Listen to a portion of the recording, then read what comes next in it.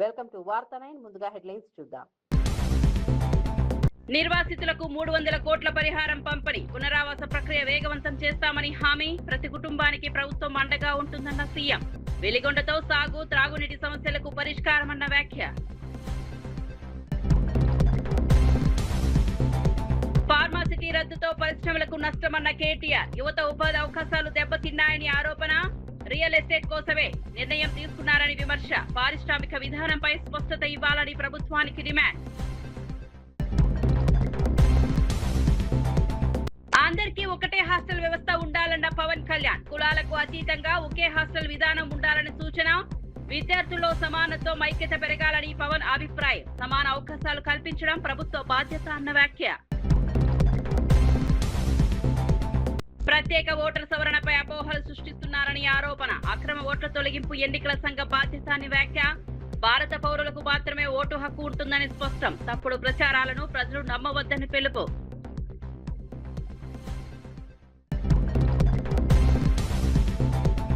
Eagle విభాగం దేశంలోనే ఉత్తమ యాంటీ డ్రగ్స్ యూనిట్ అన్న మంత్రి. డ్రగ్స్ రహిత ఆంధ్రప్రదేశ్ లక్ష్యమని స్పష్టం. కొత్త వెబ్సైట్ ప్రారంభించిన హోంమంత్రి అనిత. యువతలో అవగాహన కార్యక్రమాలు విస్తరిస్తామని హామీ. వివరాల్లోకి వెళ్తే డిప్యూటీ సీఎం పవన్ కళ్యాణ్ విద్యార్థుల మధ్య సమానత్వం పెంపొందించేలా కీలక వ్యాఖ్యలు చేశారు. దేశంలో బీసీ, ఎస్సీ, ఎస్టీ హాస్టల్లోని వేరువేరుగా కాకుండా అందరికీ ఒకటే హాస్టల్ వ్యవస్థ ఉండాలని అభిప్రాయపడ్డారు. కులాల ఆధారంగా విభజన కంటే విద్యార్థుల మధ్య ఐక్యత, పరస్పర అవగాహన పెరగడం ముఖ్యమని పేర్కొన్నారు. తనకు కులాల గురించి మాట్లాడడం ఇష్టముండదని, అయితే కొందరు సమాజాన్ని విభజించేలా వ్యాఖ్యలు చేస్తే వాటిని సరిదిద్దుకునేందుకు మాత్రమే స్పందిస్తానని స్పష్టం చేశారు. సమాజంలో ప్రతి విద్యార్థికి సమాన అవకాశాలు కల్పించడం ప్రభుత్వాల బాధ్యత అని అన్నారు.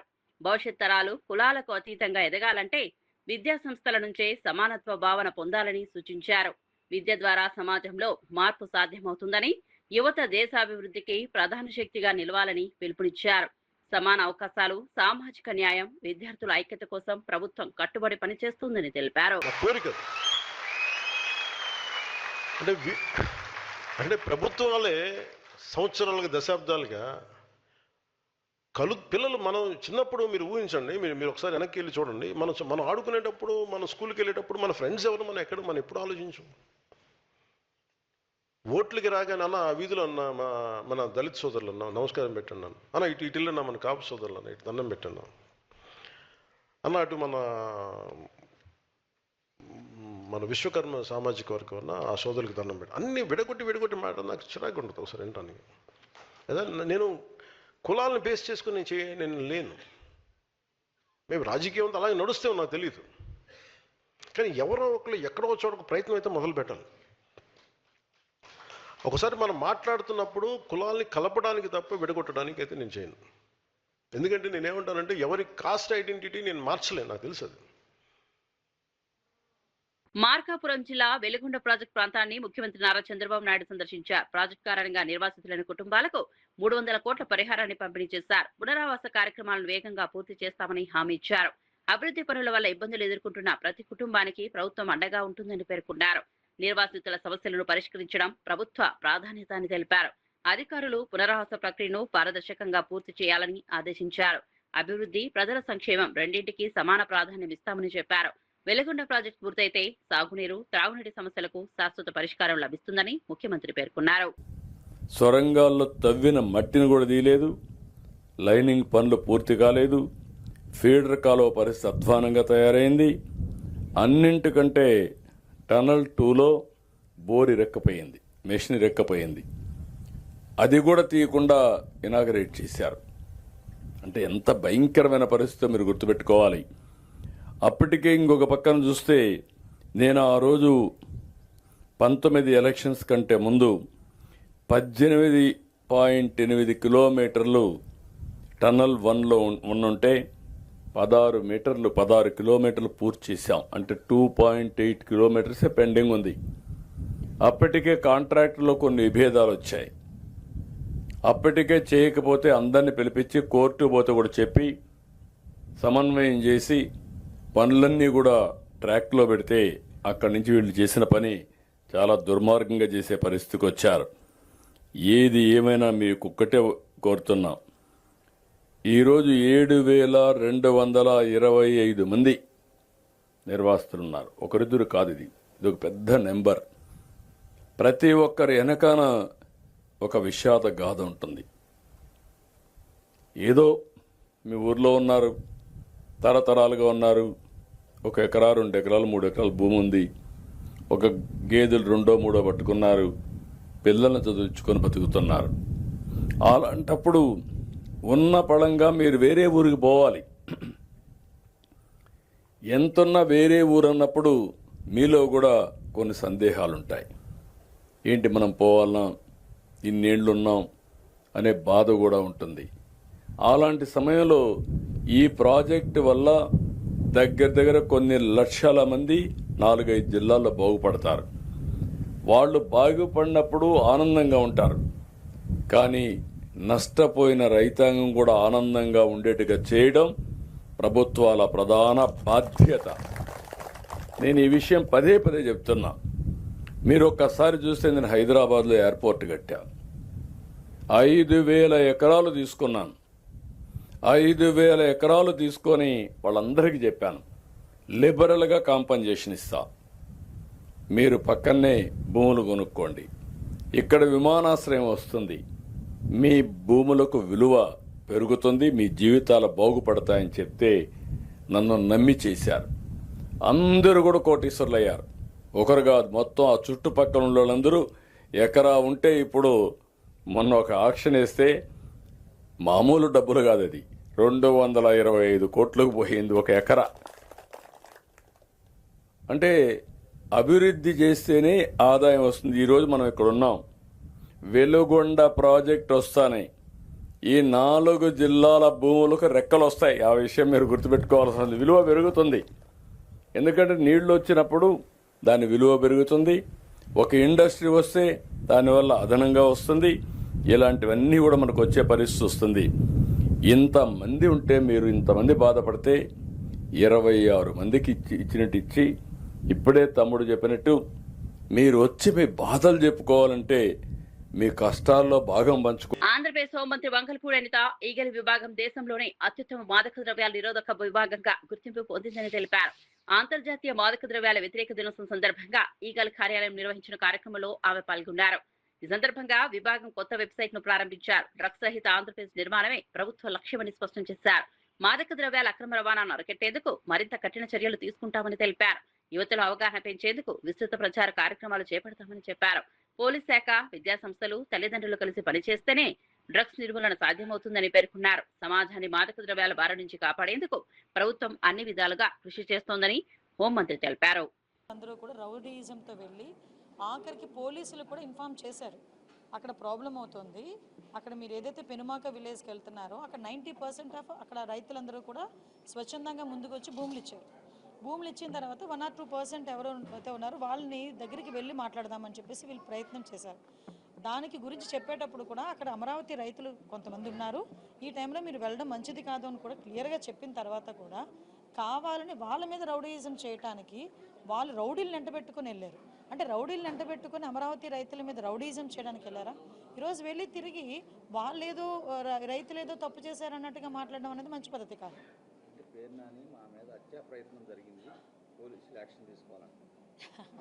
అంటే విషయం ఏంటంటే అసలు ఏం జరిగింది అన్నది డిపార్ట్మెంట్ చాలా క్లియర్గా వాళ్ళ దగ్గర పిక్చర్స్తో సైతం ఉన్నాయి.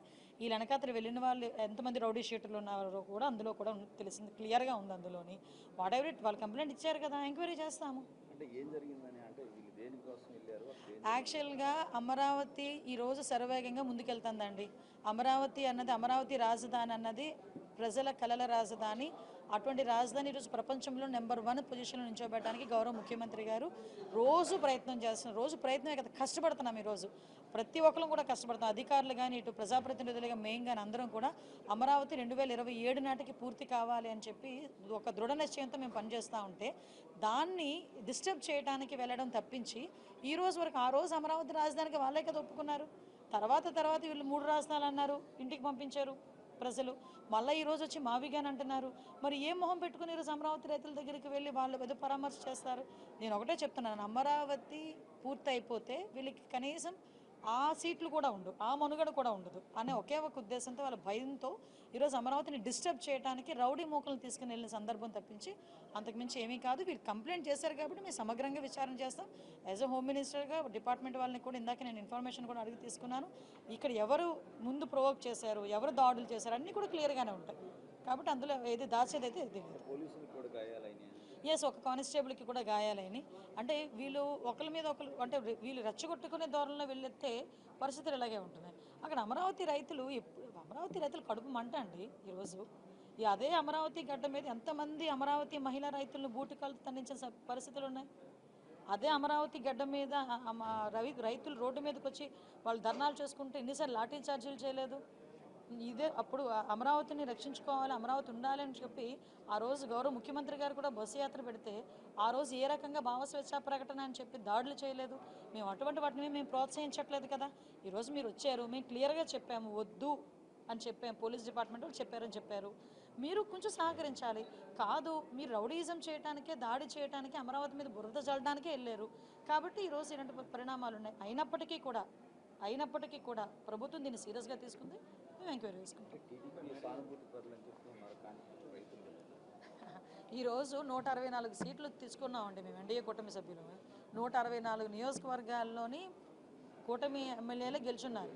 మ్యాక్సిమం అన్ని చోట్ల టీడీపీ కార్యకర్తలు, జనసేన కార్యకర్తలు ఉంటారు. పబ్లిక్ ఉంటారు, అందరూ ఉంటారు. అందరూ ఓట్లేసి గెలిపించిన వాళ్ళే కదా. ఈరోజు పబ్లిక్ని కూడా కావాలని చెప్పి టీడీపీ కార్యకర్తలను పేరు చెప్తే అలా అమరావతి రైతులు వాళ్ళందరూ అమరావతి రైతులు వాళ్ళ తాలూకా ప్రాబ్లమ్ను వాళ్ళు ఈరోజు ఎప్పటి నుంచో ప్రాబ్లం ఫేస్ చేస్తున్నారు. వాళ్ళు అమరావతి రైతులు వీళ్ళ తాలూకా న్యూసెన్స్ వల్ల అమరావతి ఎట్టి పరిస్థితుల్లోని వెనకడుగు వేయకూడదు అనే తాపత్రయంతో ఉన్నారు. మీరు అందులో మీకు ఇంకా అదే చెప్పడం మర్చిపోయాను. పార్టీ ఆఫీస్ మీద దాడి చేసిన వాళ్ళు కూడా అప్పుడు తెలుగుదేశం పార్టీ ఆఫీస్ మీదకి వచ్చి రౌడీ మూకలు ఎవరైతే దాడి చేశారో వాళ్ళందరూ కూడా ఈరోజు నేను దగ్గర వీడియోస్ కూడా ఉన్నాయి నా దగ్గర. వాళ్ళందరూ ఈ కార్ల చుట్టూ ఉన్న వాళ్ళే, వాళ్ళందరూ ఇప్పుడు వెళ్ళిన ఆ బృందంలో ఉన్న వాళ్ళే. మరి అది వైఎస్ఆర్సీపీ బృందమో వైఎస్ఆర్సీపీ రౌడీ బృందమో నాకైతే అర్థం కావట్లేదు. ప్రభుత్వ సంక్షేమ కార్యక్రమాల్లో భాగంగా ఎమ్మెల్యే రాధాకృష్ణ ముఖ్యమంత్రి సహాయ నిధి కింద 95 మంది లబ్ధిదారులకు 52.73 లక్షల విలువైన చెక్కులను పంపిణీ చేశారు. వైద్య చికిత్సలు మరియు అత్యవసర అవసరాల కోసం ఈ ఆర్థిక సాయం అందజేసినట్లు తెలిపారు. అర్హులైన ప్రతి ఒక్కరికి ప్రభుత్వ సహాయం అందేలా చర్యలు తీసుకుంటున్నామని పేర్కొన్నారు. ప్రజలు ఇబ్బందులు ఎదుర్కొంటున్నప్పుడు ముఖ్యమంత్రి సహాయ నిధి ఎంతో ఉపయోగపడుతుందని అన్నారు. పేద మధ్యతరగతి కుటుంబాలకు ఈ పథకం ఆర్థిక భరోసా కల్పిస్తోందని చెప్పారు. ప్రజాప్రతినిధులు, అధికారులు, లబ్ధిదారులు కార్యక్రమంలో పాల్గొన్నారు. ప్రభుత్వం ప్రజల సంక్షేమానికి కట్టుబడి పనిచేస్తోందని ఎమ్మెల్యే స్పష్టం చేశారు.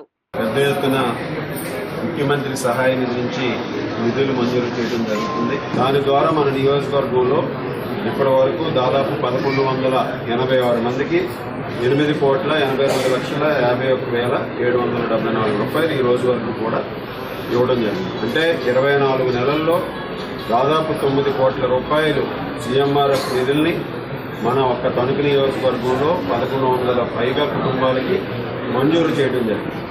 ఈ ప్రభుత్వం పేదల పట్ల, దిగువ మధ్యతరగతి ప్రజల పట్ల ఉన్నటువంటి చిత్తశుద్ధి. మనోభావాలు తిరుమలలో మాత్రమే కాకుండా అయోధ్యలో కూడా దెబ్బతిన్నాయని అన్నారు. యూపీ ప్రభుత్వం అవినీతికి పాల్పడిన వారిపై చర్యలు తీసుకుంటే ఆ విషయం కూడా స్పందించాలని కోరారు. సనాతన ధర్మం గురించి మాట్లాడే నాయకులు అన్ని ఆలయాల విషయంలో ఒకే విధమైన వైఖరి అవలంబించాలని సూచించారు.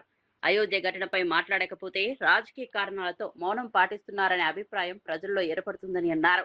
ప్రజా జీవితంలో ఒకే ప్రమాణాలు పాటించడం అవసరమని, భక్తుల విశ్వాసాలకు సంబంధించిన అంశాల్లో రాజకీయాలకు అతీతంగా వ్యవహరించాలని రామకృష్ణ పిలుపునిచ్చారు. కళ్యాణ్ గారు అయితే ఆయన నేరుగా తిరుమల కొండకు పాదయాత్ర కూడా చేశాడు. ఒకవేళ అంత పెద్ద ఎత్తున అపవిత్రమైందని చెప్పి మీరు ప్రచారం చేసి తర్వాత మీరు ఏం చేశారో అది ప్రజలకు వదిలిపెడదాం.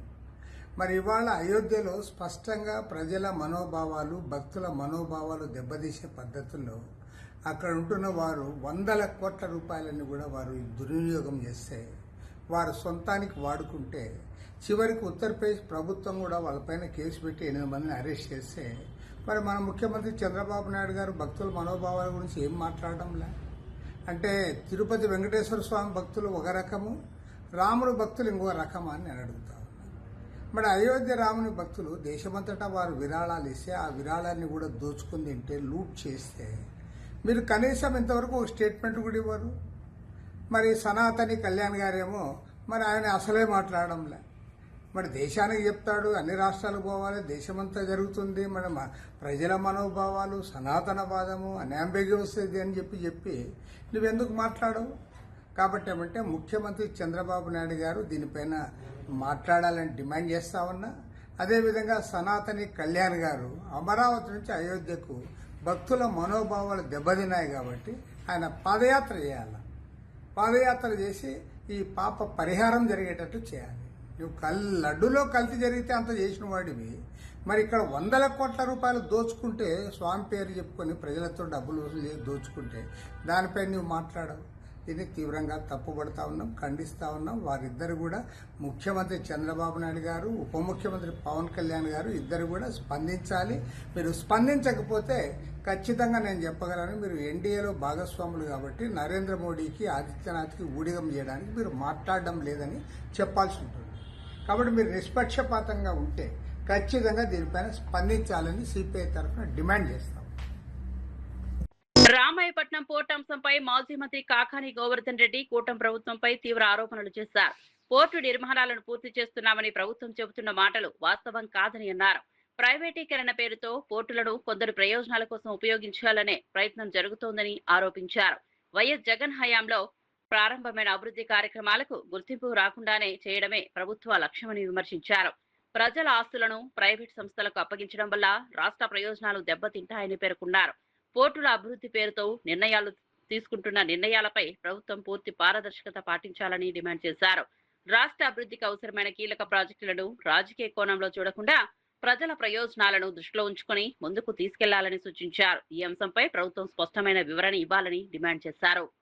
ఆయన రామాయపట్నం కానీ, మూలపేట కానీ, మచిలీపట్నం కానీ ఈ 3 పోర్టులకు సంబంధించి కూడా ఆయన అభివృద్ధిని వేగవంతం చేయాలనేటువంటి ఒక నిర్ణయం తీసుకోవడం జరిగింది. అయితే ఈరోజు రామాయపట్నం ఏదైతే ఉందో మొట్టమొదటిగా దాన్ని స్వాహా చేయడానికి ఈ కూటమి ప్రభుత్వం చంద్రబాబు నాయుడు రకరకాలైనటువంటి విషయాలను తెర మీదకి తీసుకొచ్చి ఏదో ఒక విధంగా రామాయపట్నం పోర్టు ప్రైవేటైజ్ చేయాలనేటువంటి ఒక దుర్మార్గమైనటువంటి కార్యక్రమానికి ఈరోజు శ్రీకారం చుట్టడం జరిగింది. DBFOT కింద design, build, finance, operate and transfer అనేటువంటి కార్యక్రమాన్ని తీసుకొచ్చి DBFOT కింద ఈరోజు దాని ఆ విధానం పేరిట ప్రైవేటు పరం చేయాలనేటువంటి కుట్రకి ఈరోజు చంద్రబాబు నాయుడు పాల్పడుతున్నాడు. ఇప్పటికే దాదాపుగా మనం చూసాం, నెల్లూరు జిల్లాకు సంబంధించి దశాబ్దాల కళ, మత్స్యకారుల కోరిక, ఈ ప్రాంత మత్స్యకారుల కోరిక ఫిషింగ్ హార్బర్ కావాలని చెప్పి అది జగన్మోహన్ రెడ్డి గారి ద్వారా సాకారమైంది. జగన్మోహన్ రెడ్డి గారి ద్వారా సాకారమైనటువంటి జువలదిన్న ఫిషింగ్ హార్బర్ని ఇప్పటికే దాన్ని ప్రైవేటు పరం చేయడానికి చంద్రబాబు నాయుడు పౌరు కథ జరిపింది. అందులో కొంత భాగం సాగర్ డిఫెన్స్ కూడా కట్టబెట్టడం జరిగింది. రాష్ట్రంలో బ్లూ ఎకానమీ అభివృద్ధి చేయాలనేటువంటి దిశగా అడుగులు వేశాడు. ఈరోజు ఆ పోర్టులన్నింటినీ కూడా పట్టించుకోకుండా ఆ పనులన్నీ పడకేసినట్టుగా ఈరోజు వాటిని ఎక్కడా కూడా తీవ్ర నిర్లక్ష్యానికి గురి చేస్తూ ఈరోజు జగన్మోహన్ రెడ్డి గారికి ఎక్కడ క్రెడిట్ వస్తుందో, ఈ పనులన్నీ పూర్తయితే జగన్మోహన్ రెడ్డి గారి హయాంలో ఈ 3 పోర్టులు పూర్తయ్యాయనేటువంటిది ప్రజలు మాట్లాడుకుంటారు, చర్చిస్తారు. ప్రజలు జగన్మోహన్ రెడ్డి గారికి మంచి పేరు వస్తుందనేటువంటి కడుపు మంటతో ఈరోజు చంద్రబాబు నాయుడు గారు వాటిని నిర్వీర్యం చేయడం కాకుండా, నిర్లక్ష్యం ప్రదర్శించడమే కాకుండా వాటిని ప్రైవేటు పరం చేయాలనేటువంటిది ఈరోజు నిజంగా దురదృష్టకరమైనటువంటి పరిణామం.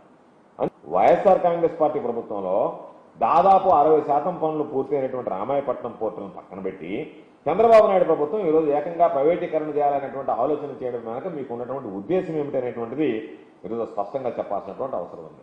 ఎందుకంటే ప్రజలకు సంబంధించినటువంటి ఆస్తుల్ని ఈ ప్రభుత్వం ఇష్టారీతిగా వ్యవహరిస్తుంది, ఇష్టారీతిగా అమ్మేస్తుంది అనేటువంటి చర్చ ఈరోజు జరుగుతున్నటువంటి నేపథ్యంలోనే ఈరోజు చంద్రబాబు నాయుడు మరలా ఈ రామాయపట్నం పోర్టును కూడా ఈరోజు DBFOT కింద దాన్ని కూడా ఆ విధానం కింద దాన్ని ప్రైవేటీకరంగా ప్రైవేటు వ్యక్తులకు కట్టబెట్టడానికి ఒక ఆలోచన చేశాడు. మనం చూసాం మెడికల్ కాలేజీ విషయంలో చంద్రబాబు నాయుడు ఏ విధంగా ప్రయత్నం చేశాడో. కేంద్ర మంత్రి కిషన్ రెడ్డి ఓటర్ జాబితా ప్రత్యేక సవరణ ప్రక్రియపై కాంగ్రెస్, బీఆర్ఎస్ నాయకులు ప్రజలను తప్పుదోవ పట్టిస్తున్నారని ఆరోపించారు. హైదరాబాద్ లో అక్రమంగా నివసిస్తున్న రోహింగ్యాలకు ఓటర్ గుర్తింపు కార్డులు, రేషన్ కార్డులు, బ్యాంకు ఖాతాలు ఉన్నాయని అన్నారు. ఓల్డ్ సిటీలో బూత్ లెవెల్ అధికారులను కొందరు బెదిరిస్తున్నారని ఆరోపించారు. ప్రజా ప్రాతినిధ్య చట్టం ప్రకారం భారత పౌరులకు మాత్రమే ఓటు హక్కు ఉంటుందని స్పష్టం చేశారు. ఓటర్ జాబితా సమగ్ర సవరణను ఎట్టి పరిస్థితుల్లోనూ అడ్డుకోలేరని పేర్కొన్నారు. అక్రమ ఓట్లను తొలగించి పారదర్శక ఎన్నికల వ్యవస్థను బలోపేతం చేయడం ఎన్నికల సంఘం బాధ్యత అని అన్నారు. ప్రజలు తప్పుడు ప్రచారాలు నమ్మవద్దని కిషన్ రెడ్డి పిలుపునిచ్చారు.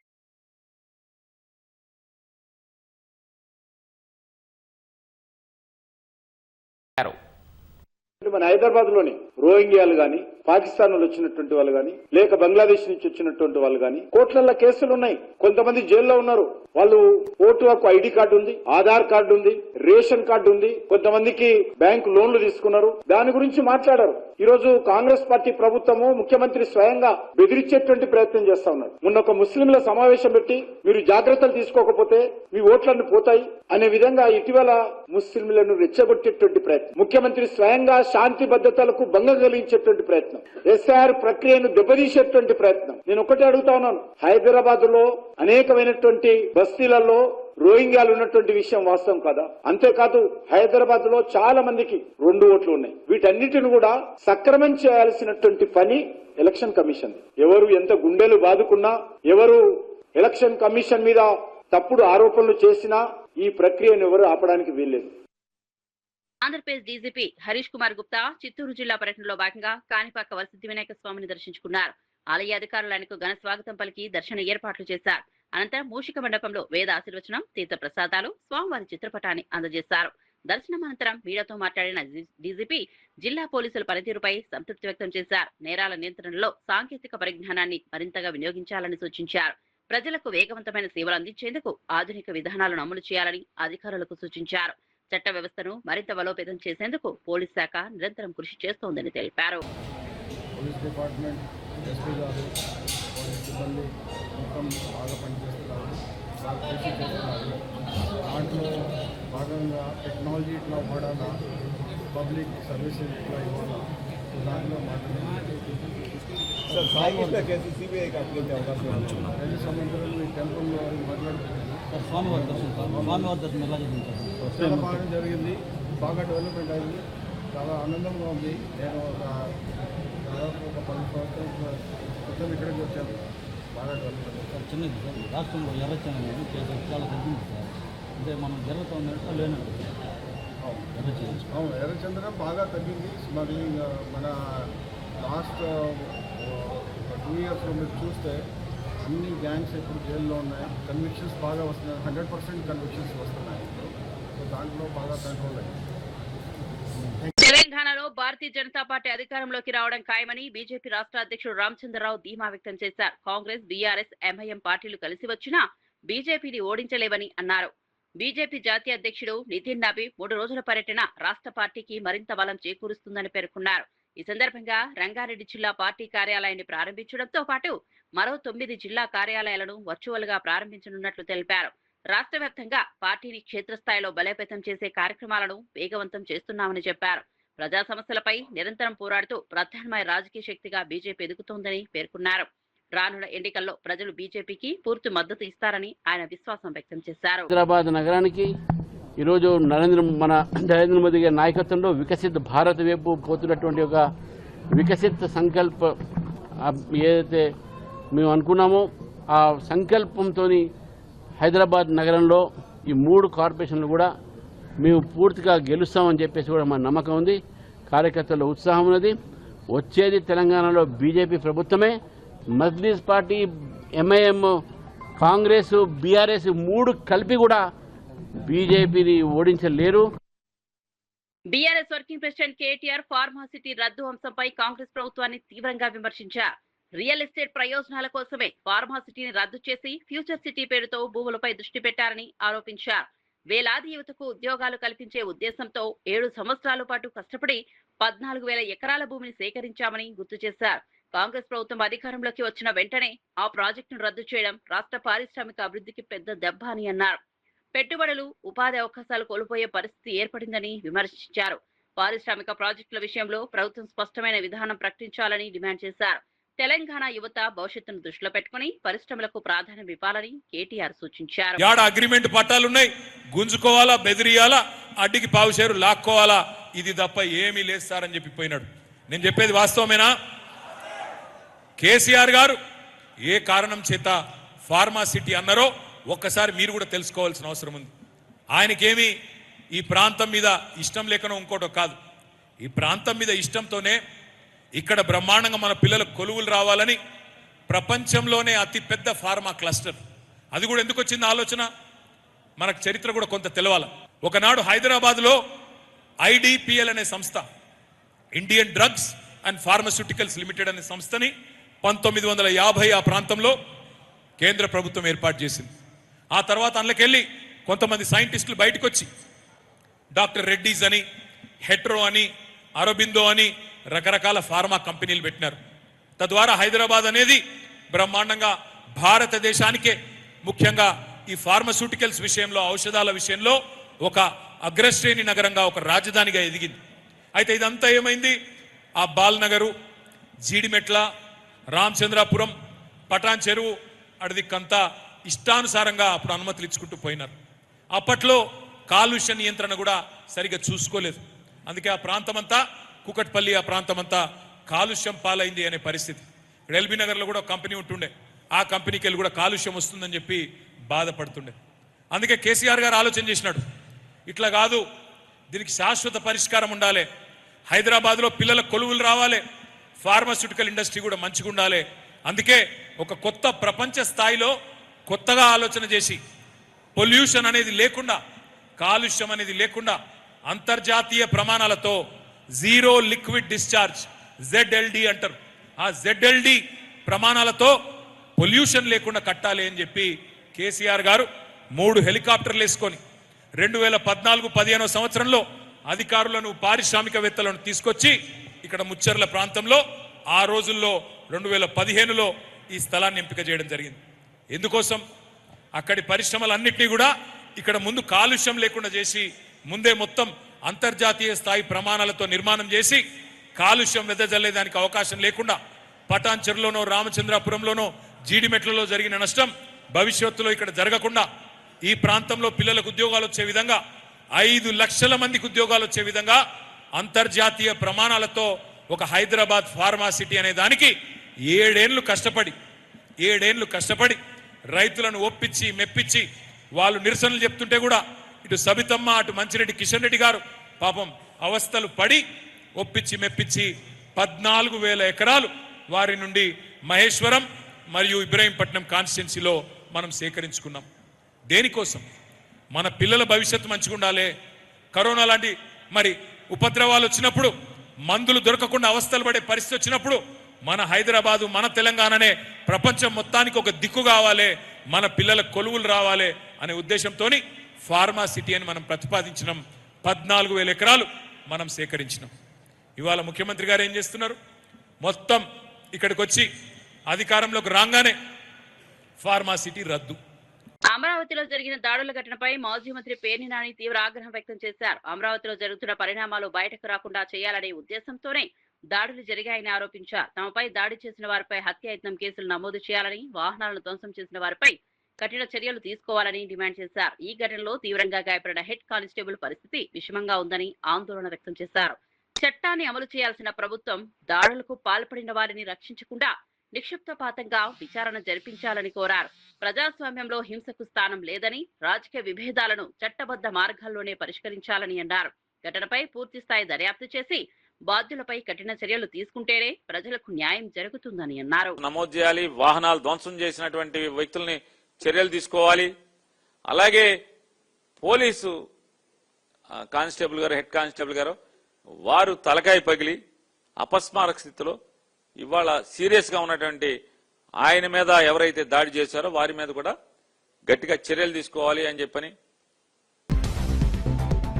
నిర్వాసితులకు 300 కోట్ల పరిహారం పంపిణీ, పునరావాస ప్రక్రియ వేగవంతం చేస్తామని హామీ, ప్రతి కుటుంబానికి ప్రభుత్వం అండగా ఉంటుందన్న సీఎం. వెలిగొండతో సాగు, త్రాగునీటి సమస్యలకు పరిష్కారమన్న వ్యాఖ్య. ఫార్మాసిటీ రద్దుతో పరిశ్రమలకు నష్టమన్న కేటీఆర్. యువత ఉపాధి అవకాశాలు దెబ్బతిన్నాయని ఆరోపణ. రియల్ ఎస్టేట్ కోసమే నిర్ణయం తీసుకున్నారని విమర్శ. పారిశ్రామిక విధానంపై స్పష్టత ఇవ్వాలని ప్రభుత్వానికి డిమాండ్. అందరికీ ఒకటే హాస్టల్ వ్యవస్థ ఉండాలన్న పవన్ కళ్యాణ్. కులాలకు అతీతంగా ఒకే హాస్టల్ విధానం ఉండాలని సూచన. విద్యార్థుల్లో సమానత్వం, ఐక్యత పెరగాలని పవన్ అభిప్రాయం. సమాన అవకాశాలు కల్పించడం ప్రభుత్వ బాధ్యత అన్న వ్యాఖ్య. ప్రత్యేక ఓటర్ సవరణపై అపోహలు సృష్టిస్తున్నారని ఆరోపణ. అక్రమ ఓట్ల తొలగింపు ఎన్నికల సంఘ బాధ్యత అని వ్యాఖ్య. భారత పౌరులకు మాత్రమే ఓటు హక్కు ఉంటుందని స్పష్టం. తప్పుడు ప్రచారాలను ప్రజలు నమ్మవద్దని పిలుపు.